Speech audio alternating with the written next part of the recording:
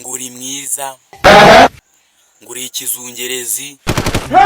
Aha turashize none. Niba ushaka kureba koko kuri mwiza nk'uko ubibona cyangwa uko ubyibwira, Akomeze nk'ikigo ry'ibitego.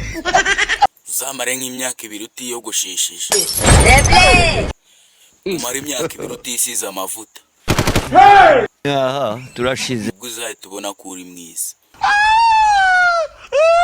Hari uzasanga ameze nk'aka gatungo aka,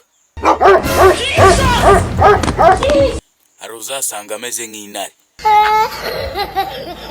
Icyo gihe nubona uri mwiza aribwo kuko uzatangira kuvuga ngo uzi ko ndi mwiza.